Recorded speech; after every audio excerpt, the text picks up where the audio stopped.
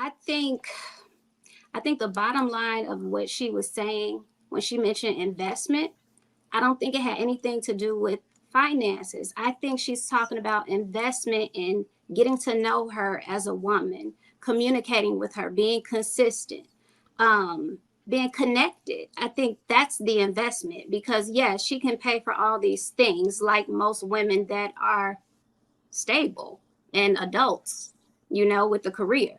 Most women can do that. So that's not even part of the equation. She's just saying that she requires more. So don't lead with your pockets. She can buy her own car, her house, clothes, whatever. She can do that. She's saying that she wants more than that, more than taking her to this expensive restaurant, more than a shopping spree, more than the perks. She wants more. That's why she said, I want somebody that knows my favorite color. Not necessarily, I want you to know that I love green, but I want you to know more about me, the things that I like to do, because dinner's not everything that I like to do. I want you to know the things that I'm passionate about, the things that make me who I am outside of you knowing me as Essence Atkins. I think that's all that she's saying when she says she wants more.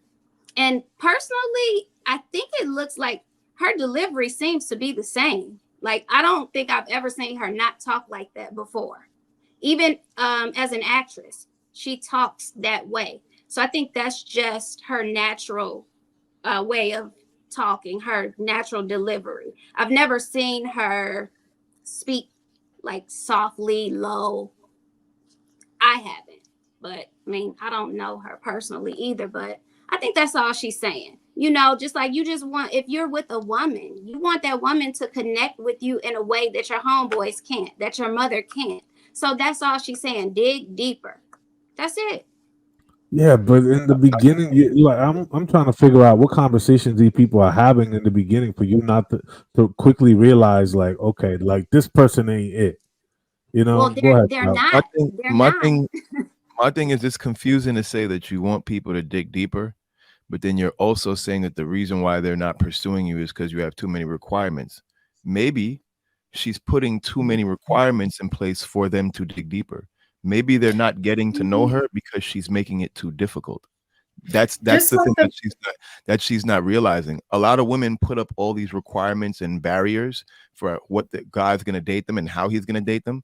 But all that means is that man does not get the opportunity to get to know you.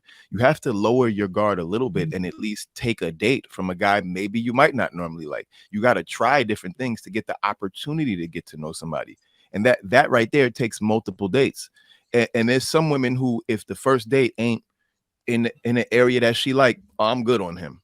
If he does one wrong thing on the first day, I'm good on him. And it's like, well, you're never going to get the opportunity to get to know nobody. So the things that she wants are contradictory. If you're open to dating and getting to know people, then that means your requirements should be low, because getting to know people allows you to figure out what you like and don't like, because you're actually getting to know the people. You're open-minded. But if you got all these high requirements, you can't get to know nobody. If I'm standing in the club and I'm like, I'm only going to talk to women who are 10 out of 10, got a fat ass, big tits, and are wearing red. If those, she got to have 32-inch hair. That's my requirements. I'm probably going to leave the club most times without a woman. You get what I'm saying? Because the requirements that I'm setting, it's just not realistic. And I think that's why the what do you bring to the table conversation keeps coming up, because it's there to give women like a check and balance. Like, hey, you got all these requirements that you have, but hey, are the things you require and matching what you're bringing to the table? Because if they're not, nobody's going to be willing to put in that effort that you want them to. You're, I you're better don't off think I have being a question. difficult to talk wait, to. hold on. I I got a just question real say quick. Viz, hold on, because I was about to say something, but then Clout was going. Um, three things. First, Clout, what you were saying is they should lower their requirements. I think that's poor. Not Like standards, that. not standards, Well, but requirements. yeah, because I think there's a difference. You want to maintain your standards so you can filter out too many people that are just gonna come after you, right? Like you don't want to have a low standard so low that everybody can get access to you. You know what Obviously. I'm saying? So you want to maintain some level of standards So those people that can see what you see, you won't, have an issue with approaching. So something that he said that he was talking about the cat, like, if she ain't, got money issues or whatever, just leave her alone, or got all of these issues, then you just need to leave her alone. I think that he was mixing up, like, your character is your character, right? Like, you're not necessarily changing that, right? So it's not about you having flaws. There's a difference between having a character flaw and just having, stuff that you need to work on. So I don't need to tell you what my standards are in terms of what I'm looking for, because that's a character thing that I'm looking for, right? Versus a preference thing, right? So those are two different avenues that you're coming from. I can't tell you the character thing because I have to sit back and observe that. So you can't put on that show. But I agree with you in terms of, if there's certain preferences that I have, I should let you know that, because Right. that's unfair to you, because you can't address those things if it's something that you're okay with, making the adjustments for. Again, that goes to the difference between what a red flag is and what a flaw is. A red flag means this is who I am. You accept it, right or wrong. I don't care. I'm not doing anything to change or grow that. You just gotta accept it. Versus a flaw is, it's like, oh, I realize I do that.